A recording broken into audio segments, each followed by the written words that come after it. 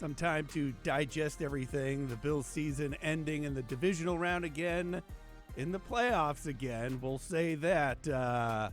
Plenty to talk about, plenty of questions out there as the Bills move forward from another what's considered an early exit in the postseason and where they stand as far as this Super Bowl window goes right now. I'm Kevin Carroll. Welcome to the Buffalo End Zone Podcast, everyone. And I'm Jon Scott. And the more things change, the more they stay the same. Like the country music that is blasting in my headphones now that's been here for what? How long we've been doing the podcast in the studio, Kevin? I don't know, but I'm using my laptop today. It's not just things a prop. Are. We've got a fast car is what I'm hearing now in between our conversations. Be a worse song. No, although I like the Tracy Chapman original version, I'm not a country music guy. So Jordan, get it together, brother. I told you don't screw this up. At least give me some music I like in my ear. Jordan's now gotten called out twice. I don't think his wife was a big fan of it before, but we're coming at you, Jordan. Do you want us to plug your Bigfoot YouTube page, too, to make it kind of even? He doesn't need it. He has way more subscribers to his Bigfoot page. Well, then that means to help us reach the heights of Jordan and his Bigfoot YouTube page, I would ask you that you subscribe to the Buffalo End Zone podcast YouTube page, as well as on the usual podcast platforms, because even though the season's over, Kevin, we're still going to be pretty regularly putting out content, and we want you guys to not make sure you miss it. Yeah, absolutely, John. And I was telling you before we started, I'm in a really positive mood for some reason. I know it's Wednesday. The game was back on Sunday. Whether they ended up in the Super Bowl or not, I mean, all that doesn't matter at this point right now. It's just time to move on, take what happened. I'm positive, John, when I look back at the 2023 season, because as the days have gone by, and I kind of touched on this back on Sunday after the game, I look at the season overall and the high expectations, and then you got to that 6-6 point of the season, and I was like, these guys are toast. There's no way they're going to do it. They have to win too many games in a row. I think they got further than I thought they would, because I thought that they were going to end up with the wild card and maybe get knocked out in the first round. But amazingly, and it still floors me to this day, that they could have been the number 2 seed or not in the playoffs at all. In my lifetime, I don't remember ever seeing that scenario. I'm sure it's happened, but I don't recall it. So when I look back at this season, it was a fun season. I think they did more than I thought that they would do in the middle of the year. But I'll tell you this was one of the most stressful seasons just watching the Bills play, by how they just didn't ever operate on offense the entire season how you thought they would, but yet they started winning at the end. I had a wonderful, of course, because every interaction on X, Twitter with people is wonderful, who was someone who told me that our post-game episode of the Buffalo End Zone podcast was 45 minutes of negativity and doom and gloom, and that the sky is falling. I said, my reply was, sorry, we're just simply stating facts. Right. They didn't agree with that either. I digress, but thank you for listening and watching. I appreciate it. If I'm looking straight at the game and the way they lost to the Kansas City Chiefs, a lot of discussion on the ending sequence with throwing the ball to Khalil Shakir with Stephon Diggs open. Khalil Shakir was open. He was open. And I'm sorry, but Josh Allen is a superstar quarterback. And you know, in the 13 seconds game, what he was doing? Completing passes like that. And they lost. That's fine. That doesn't mean it was the wrong decision. Okay. There are plenty of things of you could get hammered at the bar and drive home and you make it home safe. Does that mean it was the right decision? No. Wow, that's an analogy. I'm just saying, just because the outcome is one thing does not mean the decision-making and the events that led up to the outcome were one way or the other. The outcome doesn't dictate whether something was right or wrong prior to it, in my opinion. Mm-hmm. And so That's what the play Josh Allen saw. He was open. And imagine if you get that, Kansas City then has to score a touchdown. And sure, the defense was struggling, but they did get some stops, and you just have to make one play. One play. And you could say, well, I mean, the defense wasn't stopping anything. They definitely would have scored. You don't know that. They fumbled out of the end zone after a stupid call for a fake punt. You never would. You thought the game was over at that point. I certainly did. I did. You just don't know definitively how it all plays out. I have no problem with that sequence. I understand the idea that you want to give Patrick Mahomes as little time as possible. They gave him 13 seconds and he got it done. So I like how much, unless they bleed the clock all the way, I don't know. It just, to me, the way that game played out, and at the end, they were undermanned defensively. It finally was exposed. The offense, I think, was fine in the first half. I think they could have been better in the second half. The tale of the entire season, in my opinion, was their inconsistency. And they still had an opportunity to win the game at the end, and they didn't. So to me, I don't have as much of an issue with the sequence, the way the game ended, even days later after reflecting upon it. See, this is where you and I differ. And although you told me you don't want to hear it, I believe in part of your talk right there. They were so methodical moving the ball down the field that I get it. You get that shot to Shakir, you're up. I get that that was the play call. I get that he was open. I get that if Josh Allen wasn't hit, it's probably a touchdown to go ahead. But honest to God, I was looking at the clock the entire time they were going down the field. And when I saw that end zone shot with Diggs open in the corner with close to 2 minutes left, I immediately said that that's a bad decision. I love their plan of work. And if you get that ball to Diggs, you're that much closer that if you need to tie it up, it's an easier kick for Tyler Bass. I just thought it was way too much time on the clock that even if you connect on that, then you have Patrick Mahomes going down the field, and nothing's a guarantee. You're right. But I could guarantee you, John, that 90% Patrick Mahomes is getting that go-ahead touchdown with little to no time left on the clock. And maybe Josh Allen returns the favor and has a 13-second moment of his own. We don't know. It's never going to play out. We don't know. But to me, I think they broke away from what was moving them down the field at that moment. And I don't know. You're asking Josh Allen to be a game manager. That's not who he is. That's not how he's ascended into the cover of Madden and a superstar quarterback. But that's how you are going to get to the Super Bowl. You haven't got to the Super Bowl. I completely disagree. If you tell me the way to get to the Super Bowl is ask Josh Allen to reel it in we and did dink that and dunk. this year. No. Everyone said that this year. Correct. But the difference is not, hey, don't take unnecessary risks. That's what it was. There's two guys in coverage of a throw to Deontay Hardy in the Jets game. It's never there. That's a stupid, poor decision. But when you have an in-breaking route with Khalil Shakir who has a couple steps, I don't care what point in the game it is. That's why Josh Allen is Josh Allen.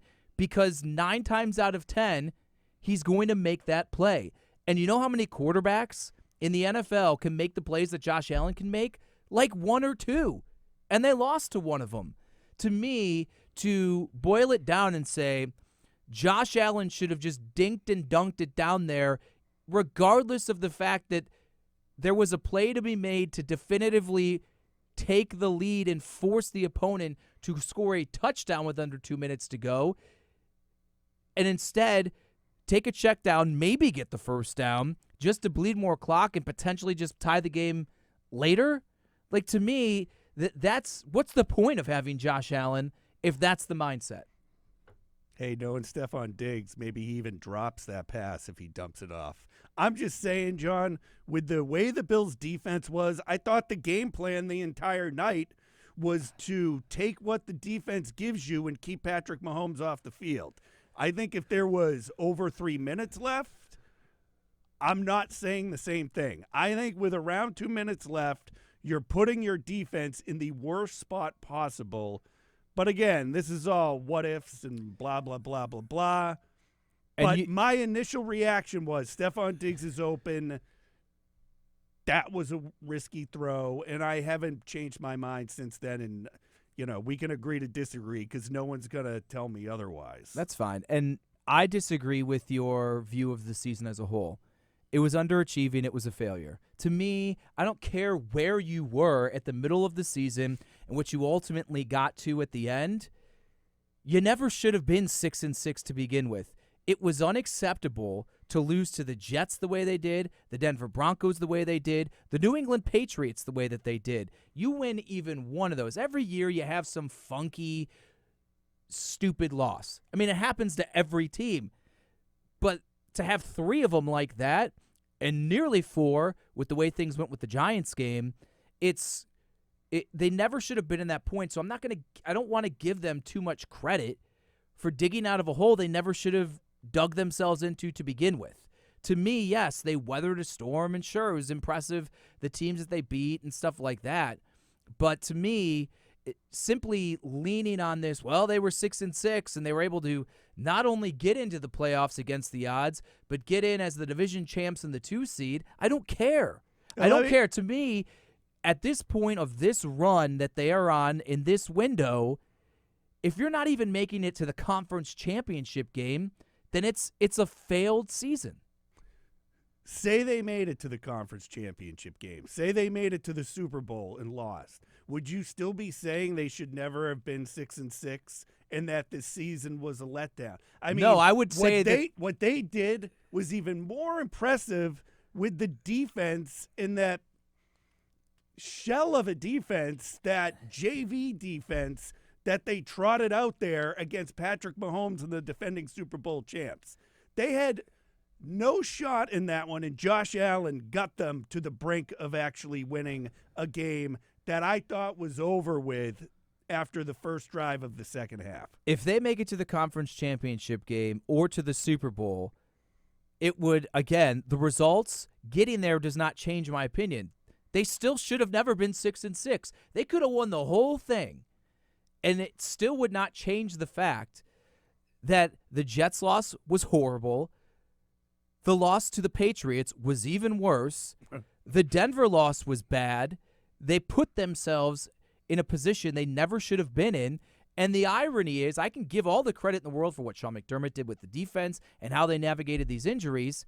They probably never would have been in those positions with 3 of those losses if the offense would have got their head out of their you-know-what and not had these absurd lulls. To me, they made some improvements, but if the offense played like they should have played, they would have they probably would have won those 3 games, or most of them, and they never would have been in those positions. You would have felt better, and I think they would have beat the Kansas City Chiefs. All right. You bring up the Patriots game. I think Josh Allen did everything he could to get them back in that game. And get them back. And the defense, all you had to think about this. Mac Jones, John. Mac Jones had to score a touchdown to beat the Bills in that game in New England. And the defense let the team down. So when obviously, as football fans, you're usually offensive-minded off the top because of touchdowns are exciting and thrilling and yada, yada, yada. But when I look back as a whole, even on those games that they shouldn't have lost, I think the offense did enough to win those games. The defense let them down at the end. I'm not diminishing that. And that was in the midst of this kind of feeling out period in the initial aftermath of the losses of Daquan Jones and Matt Milano and Tre'Davious White. Yeah, there was a period of time, probably a month or so, where I think they're going back and forth between Dorian Williams and Tyrell Dodson. Which way do they want to go at linebacker? They're filling guys in, and Ed Oliver's kind of banged up, and they're figuring things out on the defensive line. And that's when we started seeing the 3 safety look, because they're trying to figure out again how they're going to navigate things at the linebacker positions. Now they're bringing in Taylor Rapp, but Taylor Rapp was playing as the down guy sometimes, and then they're like, oh, wait, Taylor Rapp isn't meant to play in the box. Let's keep him in the back. So there was a feeling out process, and I'll admit that little stretch, maybe outside of the Kansas City game, was their worst part of the season. But once they figured it out, both the players and the coaching staff, then you saw the turnaround. Mm-hmm. And they weren't perfect, but they were, all things considered, very good. To me, Kevin, now the question is, understanding the things we're about to talk about, which is what lies ahead for this team in the offseason, but before we know who's re-signed, who's not re-signed, who they pick up in free agency, who they draft, any of that, any decisions made, where do you, and I asked you this at the end of the post-game show, but again, a couple days to reflect. Yeah. Where do you believe the Bills are in terms of a window to win a Super Bowl? I said right away that I think it's still sort of open. I think right now, after a few days of sitting on it, I think it's more than just a little open still. I think they're still there. We'll get to the takeaways from Brandon Beane and head coach Sean McDermott and the players, but I was right with what Brandon Beane said yesterday. I mean, that's it. You have your all-star quarterback. You have your stud quarterback. The window's not closing as long as you can get some sort of talent around him. And I agree with you. Like, it was a letdown with what you were expecting from the talent across the board. I mean, there were some guys that popped, but Diggs was a letdown. Gabe Davis was a letdown. I thought it took too long to get Dalton Kincaid going. I thought it took too long to get James Cook going. It was good to see Shakir come on towards the end of the season, and that looks promising. So there's stuff there, and Sean McDermott got the defense in a good spot when healthy. You have Josh Allen. You have a good quarterback. You have a solid defense. I think you're good at this point for at least the next couple of years. I think every team that has a franchise quarterback goes through a transitional period once the quarterback gets paid and maybe the older players, the veteran players, or the younger players you can no longer afford to keep because of the quarterback's contract, there's more of a transitional period with the roster. And that doesn't mean those teams fall out of contention. That doesn't mean those teams are bad all of a sudden.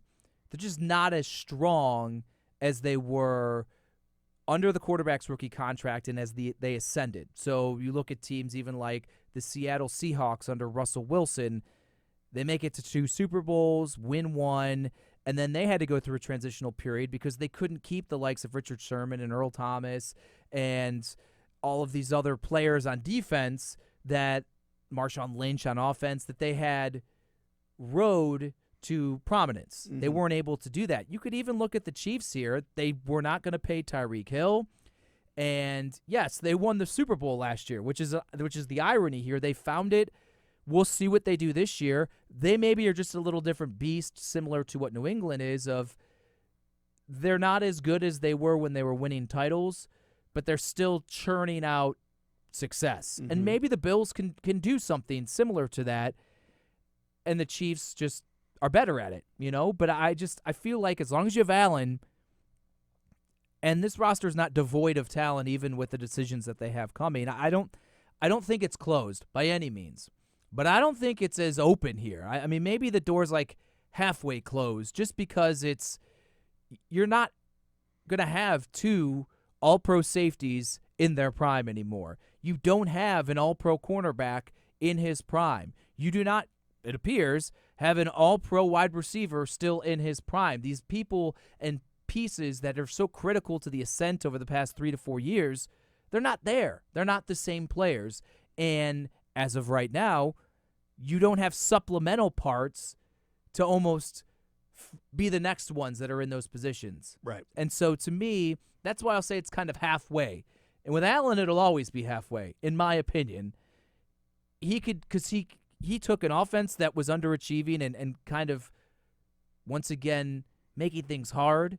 They had a defense that was beaten up to hell, and they still were able to get the things that they did, regardless of the hole and whether or not they should have been there and all that. So I'm going to say people who think it's up, it's done, it's over, the Bills are done. No, but I do think that it is not nearly as easy and set it and forget it path. We won't talk about them the same way about, okay, they're Super Bowl contenders the way that we have in the years past. And again, this is coming right after they're eliminated from the playoffs, John. I mean, still got to wait to see what happens during the offseason as we get closer to camp and whatnot. But we'll get into Brandon Beane's remarks. Spoke for an hour, which he usually does at the end of the season, and I really appreciate it. Hour and 4 minutes. I was sitting on the desk watching the clock roll, taking notes, John, which I threw on the floor over there. So bear with me on this. Of course, the big thing to come out of it was what we were just talking about, and Brandon Beane saying he doesn't believe in playoff windows. He mentioned, especially if you have Josh Allen, he mentioned the fact that there's roster turnover every year with every team. This year, going to be kind of like last year with who they go after in free agency. They're not spending a ton of money. But the thing that stuck out to me was Beane saying guys they go after have to be players who are going to have an impact in a positive way on the team. And I don't know about you, but to me that sounded like he thought that there were some players they went out and got that were kind of swings and misses and didn't turn out to be what they thought that they would be, and they got to be better in the scouting department and what they're looking for moving forward to fill some of the holes that are going to pop up through free agency. I think Brandon Beane does a very good job. I think he's a very good general manager. No one bats 1,000, so he's going to have hits and misses. Trent Sherfield was a miss. Yeah. Deontay Hardy was a miss. Taylor Rapp, I think they kind of figured it out, but he wasn't nearly as impactful, in my opinion, as maybe other people thought that he would or should be. Right. Connor McGovern was a hit. Great free agent addition. The Rasul Douglas acquisition at the deadline, fantastic. They get Ty Johnson off the street. I thought he was good. Mm-hmm. Leonard Floyd kind of slowed down and was not nearly the same player the last portion of the season, but he led the team in sacks. I mean, he was double digits, the first guy on the Bills since Lorenzo Alexander to have in nearly 8 years to have double-digit sacks. That was good. But what he's saying is they're so up against the cap that you can't miss even if it's $2 million on a Trent Sherfield or it's $4 million on a Deontay Hardy. They do not have the money to throw that sort of coin at someone and say, I'm not really getting my return on investment. And so that's where it is. For me, the big takeaways, and I'm going to lump, honestly, everyone into this. Okay. And I can go individually, but Beane actually didn't say this, so I'll kind of take him out of it. McDermott, who we'll get to next, and the players. I heard almost everyone to a man reference what we discussed earlier. Well, we're disappointed. It's not how we wanted it to end, but we were 6-6. Everybody counted us out and said we were done.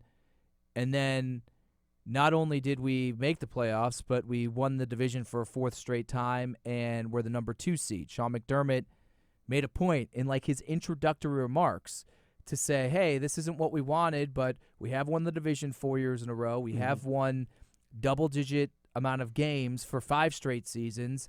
If you look at the full build of what we've done since 2017, we've now brought ourselves to a place where we're always going to have the opportunity. It's just been a couple plays here and there that have been the difference between us advancing and our season ending before it. To me, that's not necessarily what I think the focus should be on. Okay. I get it. He's not wrong. I mean, everything he's saying is right. But it just feels like lay off us a little bit. I know we didn't do what we set out to do and what you all hoped that we would do, but let's look at the bigger picture here and understand that we did some really good things, and we should also acknowledge those as well. Like I said, they lost to the divisional round for a third straight time. I don't care what happened. To me, it's all about advancing in results at this point in time. And why is it then, the question I want answered, which they can't, why is it that the last 3 divisional rounds losses, you're not making those 3 to 5 plays and allowing the Kansas City Chiefs and the Cincinnati Bengals to be the ones on the right side of that, and you fall out? Like, you can parse any sort of excuse and reason anything at the end of a season as to why it happens, how it could have gone a different way. Like, I understand that, but I don't care. That was one of the things that seemed to me, and we've been doing this for a while, the first time I started hearing the 3 to 5 play things. I mean, I don't recall that ever coming up, and it's with how this played out, with how this ended, and all of a sudden you're going back to 3 to 5 plays during the 13-second game, 3 to 5 plays the year before that. I think the Cincinnati Bengals loss last year was just a train wreck. I don't think that holds there. But I just can't get past, you're sitting at 6-6. You did something near impossible to get the 2 seed. I can see why they're taking some pride in that they won the AFC East again. I mean, this to me just had a different feeling. It wasn't so the 13-second game was like someone punched you in the gut. Like, oh my God. The loss against the Bengals was like, what the hell happened? They got what happened? I've never seen this before. What the hell just happened? What in the wide world of sports was that all about? This year, I don't know. To me, it just seemed like time ran out. Sorry, time ran out on everything you were doing. It was a long shot that you could win 9 straight games and hoist the Lombardi Trophy.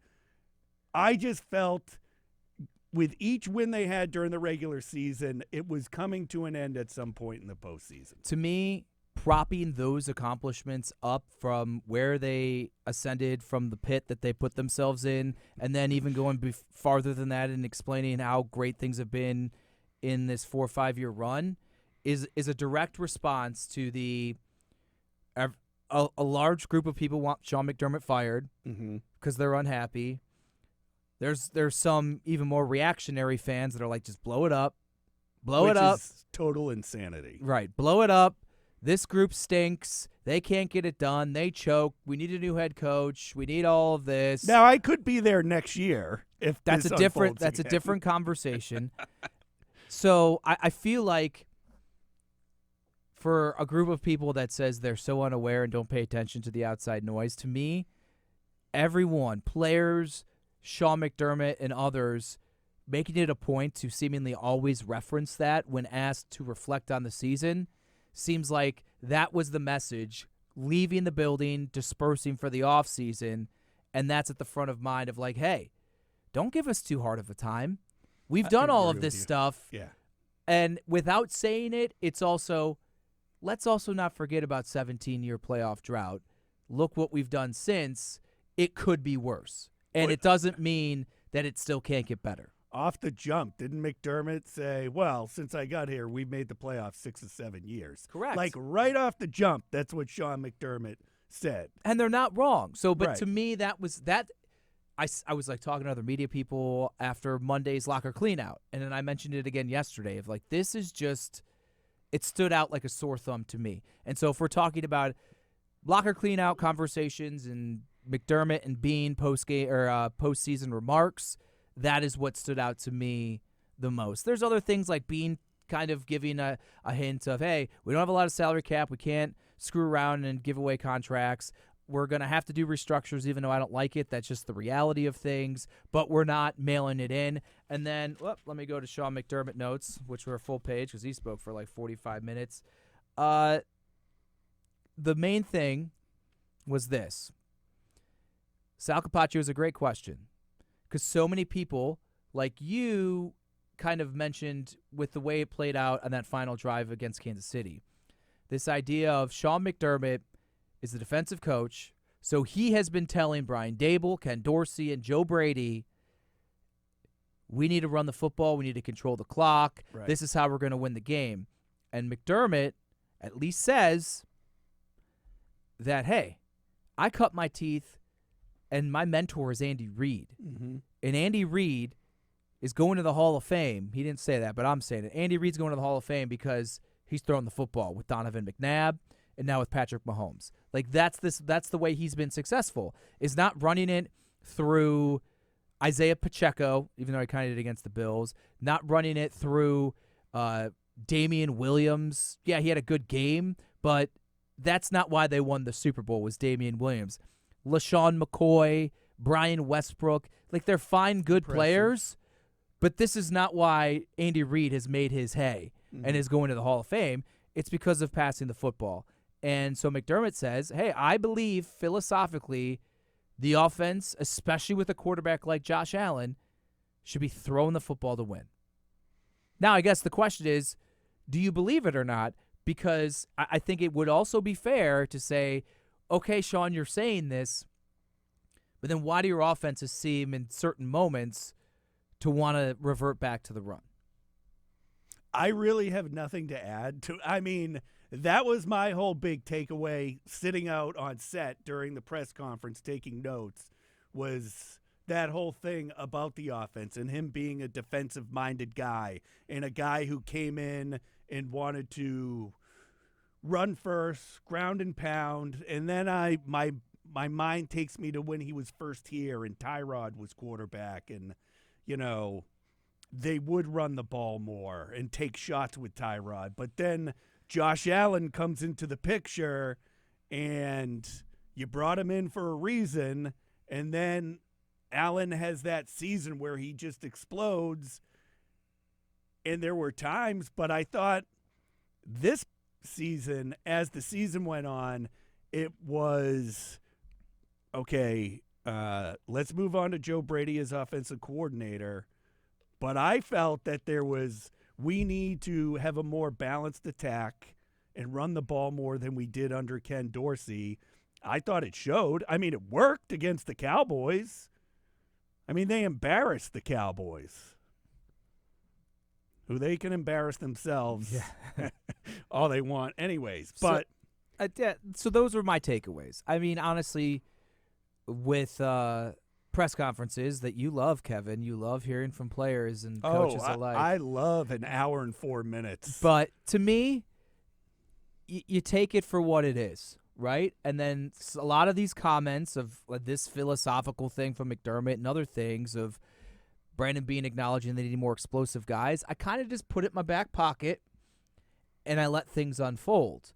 And so then the offseason unfolds, and it's, okay, well, if Brandon Beane says they need more explosive guys and you have to be very diligent and precise with your spending, well, what are they doing? How is he operating in free agency in the draft? And then it's, Sean says he's a pass-first guy. Well, do the moves that Brandon Beane's doing coincide in unison with helping them become a better passing team once again? And then let's hit September, and I want to see a month and a half in, whoever the coordinator is, are you throwing the football again like the Bills did when they're at their best? And if not, then it's, okay, well, you said it back in January. Why is it not going that direction? So that's what I do.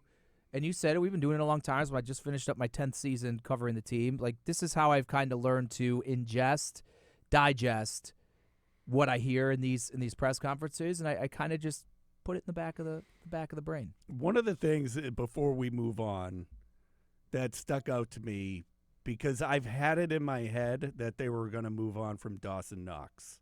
And I think it was Brandon Beane who talked about the excitement next season of having a healthy Dawson Knox and Kincaid out there. And he almost made it sound like 100% sure we're keeping Dawson Knox around. And in my head, I just had it that they would probably be moving on from him. Impossible. They can't.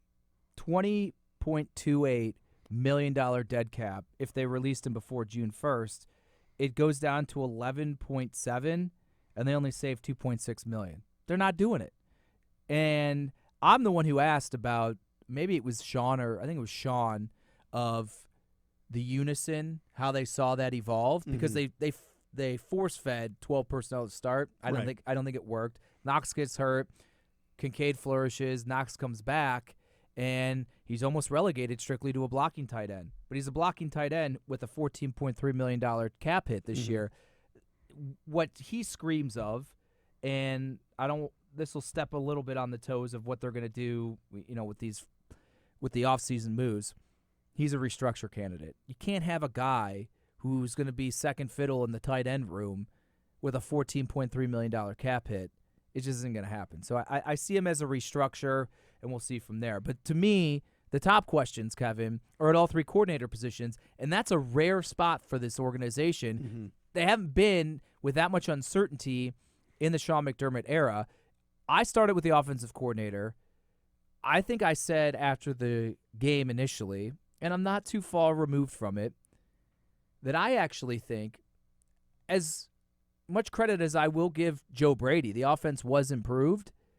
I just feel it might be best for Josh Allen, his development, this point in his career in the offense, to get a new, fresh voice in there. And so that's where I think maybe an outside hire is good. I will, though, add the caveat, we don't know what Joe Brady is because he didn't have the ability midseason to really put his spin on the offense. I'm not saying it'll be wholesale changes, but maybe what I'm looking for, what I feel this Bills offense and Josh Allen needs, could come from Brady with a full offseason, a full minicamp, training camp to install stuff he wants to do. Maybe they could get there. But as of right now, it's nothing to do with what Joe Brady did or did not do as the interim. I just think they would be better suited with a fresh voice. I can't remember who it was, if it was Bean or McDermott, but someone had an analogy at some point over these past few days about what Joe Brady was handed and how he couldn't make the wholesale changes he wanted to from where he took over as offensive coordinator. So to have a whole offseason as offensive coordinator to say, okay, this is what worked. This is what I want to add as wrinkles to this. So if Joe Brady was able to have success with something he was limited in being able to change, I think it's worth a shot. I think like I said after the game, his relationship with Josh Allen, I think Josh is comfortable. I know there were questions for both, like, does Josh Allen have any say in who the coordinator is? Of course he does. He's the star quarterback. Of course he does. So I don't know if where they're at right now, going outside and getting a new voice in, I'm on the fence. I think I said that after the game. If it would hurt or hinder or help or hinder this offense getting back to where it was. Josh Allen gave him an endorsement. Even Brandon Beane says he seemed to be very strong on that Joe Brady thing. They have to go through the Rooney Rule, so they have to actually interview outside candidates. And because Brady technically is just the interim and is the quarterback's coach, he has to apply and kind of go through the process like that. Maybe the quarterback coach is the way they can get a new voice in there. And maybe that can be someone who can kind of get to Josh in a new, different way. So I'm not opposed to Joe Brady, but let me just say that. But that's kind of where I sit. Defensive coordinator, it's trickier for me because I thought this was the best the defense played and was called, and I love Leslie Frazier. But I just feel like they were a lot more multiple and were willing to do things different, especially when forced into it with the personnel changes. But I don't know how much McDermott having to focus on the defense maybe held him back in terms of his ability to be the all-encompassing overseer of this team. Do you think him focusing on the defense is part of the problem with the offense at times? No, because I don't need him. All right, guys, this is what we need to do. And I Right. still think McDermott is so detailed and crazy that he was able to disperse his time. It just maybe ran him more thin. I mean, I don't have any facts to back that up. but the dude is a beast in terms of like the grind. But I just feel like maybe you being a head coach is just better than there. There's also this idea of Bobby Babich is like one guy that is already getting looks for defensive coordinator positions. If you want him to stay in your organization, and he's clearly had an incredible impact, 2 All-Pros at safety, an All-Pro at linebacker with Matt Milano. Tremaine, I think, had his best season last year under Bobby, and Terrell Bernard was sensational in his first year. You have to give some of the credit to Babich for that. If you want to not lose him, I think you probably got to give him the DC. But does he want DC and title and not play calling? That's the other part of it. Yeah, I was going to bring up Babich. I think there was a report that the Giants were looking at him, and I'm sure other things. I just love this defense under Sean McDermott. I just thought it was so much improved, and when healthy, I thought they were one of the best I've seen around here in a while. But you're right, Bobby Babich's name popped into my head, and I'm on the fence on it. Like, I would lean towards Sean McDermott just staying in that role. This is the last thing I'll say about it. You and I both have admitted we're open now legitimately to a Sean McDermott conversation heading into the 2024 season. Mm-hmm. I'm willing to entertain the idea of if this team doesn't accomplish certain things in 2024, that maybe it's time to make a change at head coach. Yeah. If you're Sean McDermott and you have any sort of feeling that, hey, my seat might be a little warm, why would you give up responsibility in an area where you can control almost your own fate, like the defense? I think in people's conversations about Sean McDermott in 2023, part of the reason people have backed off is because they actually do give credit to the way that he navigated the defense through all the injuries. Mm-hmm. Imagine if he was not the defensive coordinator, he was strictly the head coach, and this season unfolded how it is. I think people would be far more critical of McDermott, and they already are, a group of people critical of him. And like you and I just said, we thought he did great with the defense. So that's like the team underachieved, but look what McDermott did as the defensive coordinator. If you go into a season that maybe it's heightened in terms of his status with this team and his long-term future, I think it's in his best interest to say, no, I'm going to keep the defense in my bag. It makes sense to me. And say, hey, you're questioning me as this team's head coach? Well, good luck finding a head coach and a new defensive coordinator that does everything that I did. I think from his own self-preservation, I think maybe he keeps the responsibilities. All right, John, the Bills season started off with a punt return for a touchdown against the Jets. That lost the game. That lost the game and basically ended with a wide right field goal that Tyler Bass even admitted with how the wind goes down in that and mistake on him. But in between those two things, John, there have been, I think, more bad than good with this Bills special teams. And Matthew Smiley is such a great guy, and like, you hate to be calling for the Bills to be moving on from him, but I think that's where we're at right now. I just think special teams was so unreliable in this, from long kickoff. The Patriots returned the opening kick for a touchdown at Highmark Stadium. Oh, yeah. Towards the end of the season, there were so many incidents, great field position, almost to, I wanted to say center field. The 50-yard line for a number of kickoffs. I just think you saw it way too much. And Tyler Bass was inconsistent. And that's on the player, but that's also under the umbrella of the special teams coordinator, a guy who in September was the AFC Special Teams Player of the Month, was sensational, did not miss a kick. And then you just couldn't rely on him, and it started October-ish.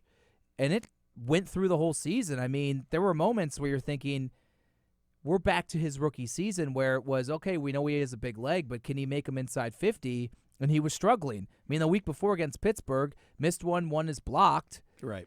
it was too inconsistent. Sean McDermott admitted it as well. There was inconsistencies. Now, he did add in that because of the injuries on defense, there is a ripple effect of then who is playing special teams, coverage units, and whatnot.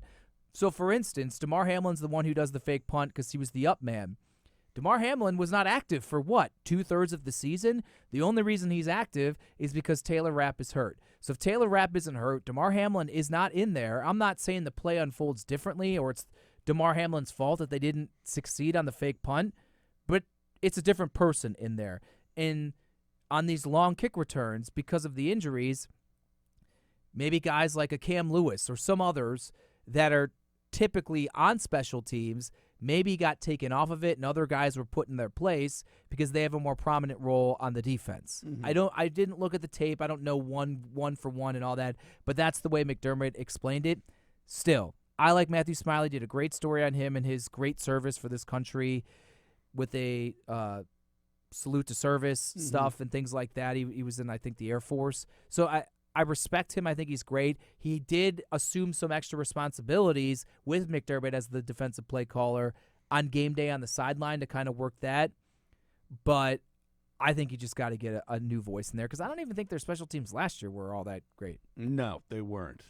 22 pending free agents, John. The biggest one, of course, is safety Micah Hyde. And, I mean, this is the end of such a great run with the best probably safety tandem, at least since I can't go back that far, but at least since I've been here, and what they've been able to do in the way him and Jordan Poyer worked off each other. We were here with Jordan Poyer last year.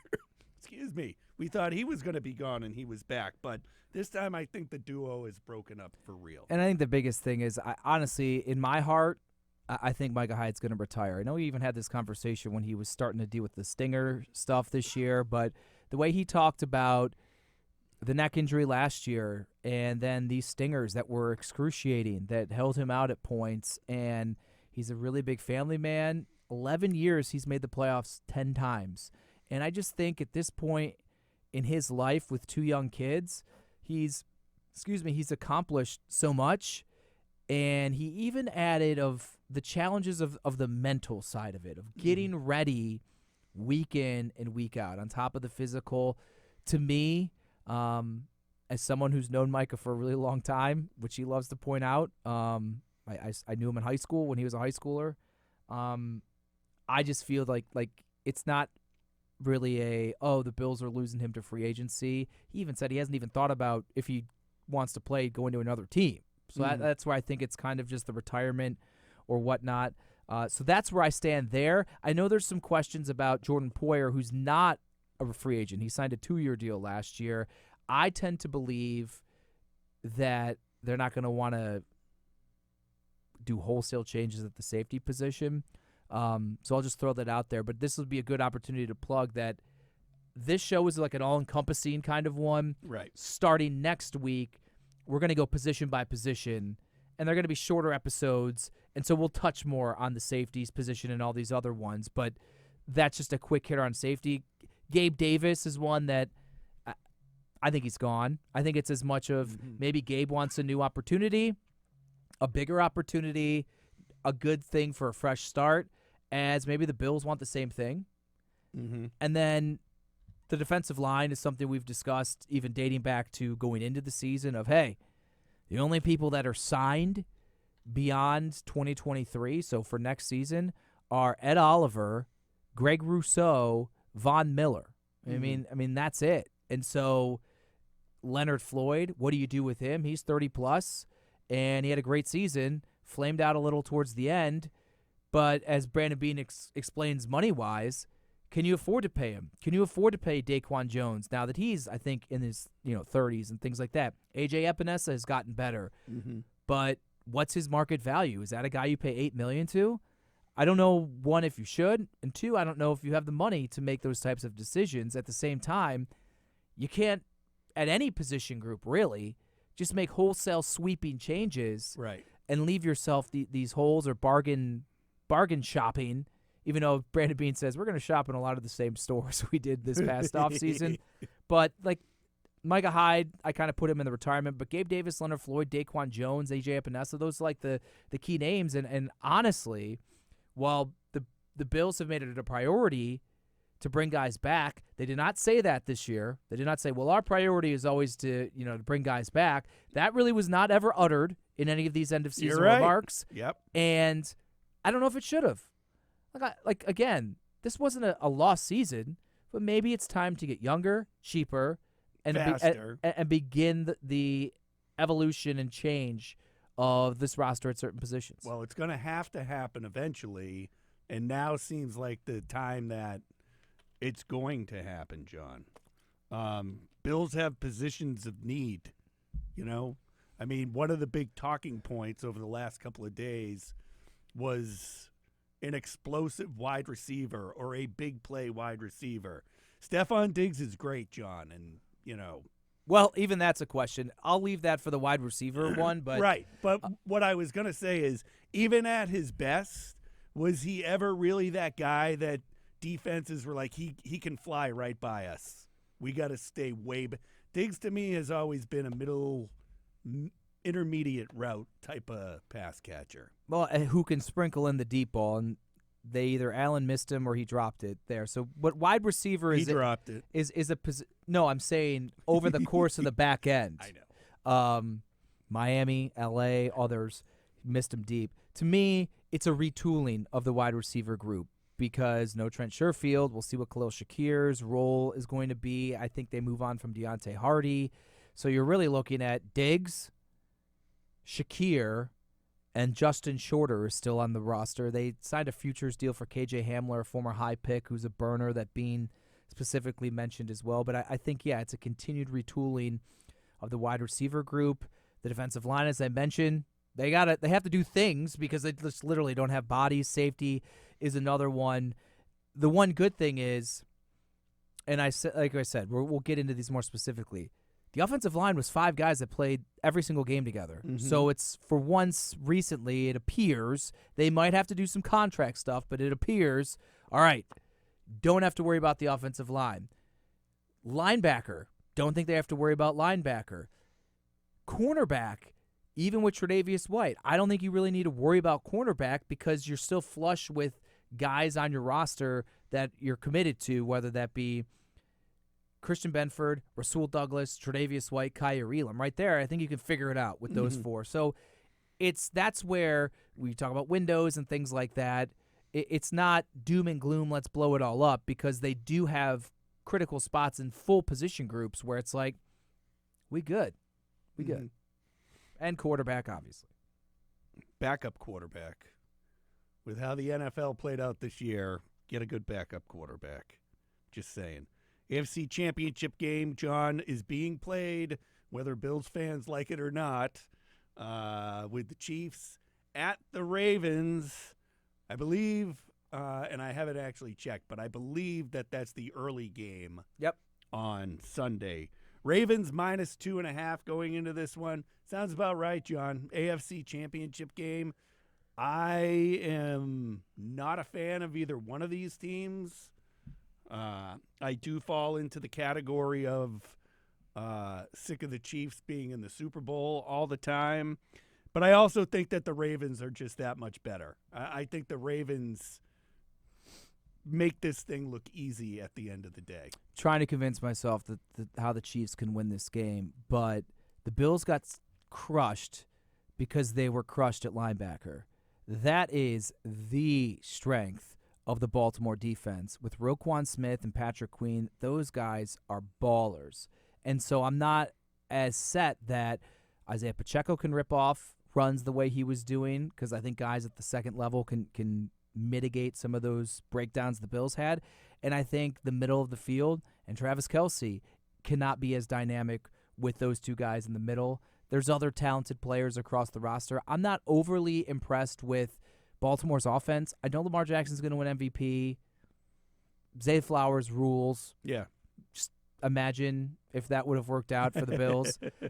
But I think Baltimore wins because I just think as much as that performance against the Bills made it seem like, oh, that's kind of what the Kansas City offense has been like before. Wait, Marquez Valdez-Scantling can catch a deep ball that's contested? That guy drops wide open passes down the field. That blew my mind. And so you're thinking, but I'm not going to overreact to it. Patrick Mahomes is great, but I think Baltimore's going to win this. Yeah, I agree with you. I have the final 24-10 at the end of the day, so I take the under on that, and I don't know. It just seems to me that every NFL game has been tight and low scoring for the most part, aside from the Dolphins putting up like 200 points one week. I'll go 24-13 Kansas or Baltimore, so that would give me the over and the Ravens cover. All right, 49ers versus the Lions. Everyone loves the Lions right now, John. 49ers -7 going into this one. We've seen the 49ers just blow through teams. I think with what Green Bay was able to do with the 49ers last week, I give the Giants, the Lions, a legitimate shot in this one. I don't know about that -7. I think this game is going to be super close. Yeah, I'll take Detroit. I'll take the points with Detroit. Yeah. This is one which I haven't made the decision yet with my own money, so I'm going to make this on this podcast with my heart right now, and I'm going to pick that the Detroit Lions win, and I do think it will be high scoring. So I'll go with 28-27, the Detroit Lions win, which would hit the over because the over is 50.5. Yeah, so I'm taking the over too, John, and I'm with you. I think with what these two offenses are, I think we're going to get a high-scoring game. I'm going to say I want the Lions to win, but I just don't see them ultimately getting past the 49ers. I think this is totally the 49ers year. Ravens 49ers was the Super Bowl in 2013, and I was in New Orleans for the entire week for that, though I did not cover the game. Ravens 49ers was one Super Bowl I did not really pay attention to. Well, the power went out. Steve Tasker was out there when the power went out. So I didn't cover the game. My station had us come back the day of, so I set the DVR for the game, and I put it like an hour and a half ahead. Well, then they have this power outage. I get back and watch the game when I get home. The pilot said something about like the halftime score, but I was pretty good at not knowing. I stayed off Twitter and all that stuff. So I was like legitimately unsure of how the game ended. I'm watching at like 3 a.m. And because of the delay, it cut off as I think it was San Francisco had first and goal with the 2-minute warning. And I'm like, you have got to be kidding me. I navigated successfully hours, like 10 hours, to not know what this game was. And it's 3 a.m. and my DVR ruins it. We'll get back to that, but I got a good story with DVRing games and, not paying attention to anything. And I was at the Bills, covering the Bills game, and it was Jets at Patriots. It was a 4:25 game. So I DVR'd it at home. I did my job. I didn't pay attention to anything scores-wise. And I get home and I start playing the game, and I'm like, I tell my wife, Claire, no matter what, do not tell me what the score of this Patriots-Jets game is. I DVR'd it. I'm going to watch it. So we have a friend and coworker, Casey Bortnick, who's a Jets fan. I am at the end of the third quarter. This game was close. And all of a sudden she turns around. She did not tell me the score. She just goes, Casey's all upset, pouting about the Jets online. And I'm like, you literally just ruined the outcome of the game. I still watch the rest of the game, but it's like, do I have to be more specific? Just don't say anything about the NFL. Yeah, get out of the house. Yeah. Leave. Go to your room. All right, John, now that the Bills season is over, what's the plan? I know I have a ton of vacation time, and I'm hoping to at least be going skiing up in the White Mountains Super Bowl weekend. So my wife and I, when the Bills are in the bye week, we're not in a good spot. We found an incredible deal for flights out to Los Angeles, so we booked them for what would have been this past Monday. So that trip got canceled, and now we're scrambling to try to figure out what we want to do because who isn't tired of the cold here in Buffalo? Yeah, that's true. I don't know what we're going to do. Usually I take a week off after the season. We'll see how that goes. But no real plans as of right now. Yeah, I don't either, aside from trying to get up to the White Mountains up in New Hampshire. Sport you really get into once the NFL and the Super Bowl happens and stuff like that. I found within the last year and a half or so, I really get into watching golf. And I was never like that. I mean, I play hockey. I'm a big hockey guy. I don't follow basketball. I don't really care. NCAA tournament's super cool. But I don't have an NBA team that I really care about. But I just found with some of the West Coast golf tournaments off the top that go late or go into the evening, it's fun to just sit back and watch. And then it probably has something to do with golfing more. Like I started golfing more during COVID and just became more enthralled with golf in general. All basketball right now. My Dayton Flyers are 16th in the country, and my Cleveland Cavaliers have won 8 straight, smoking hot, 4 seed right now in the Eastern Conference. That's something I'd like to do, get to a Cavs game back home in Cleveland. I have League Pass, so I watch games on my iPad and just I like watching other games. I watched Knicks and Nets last night, which was a good game down to the end.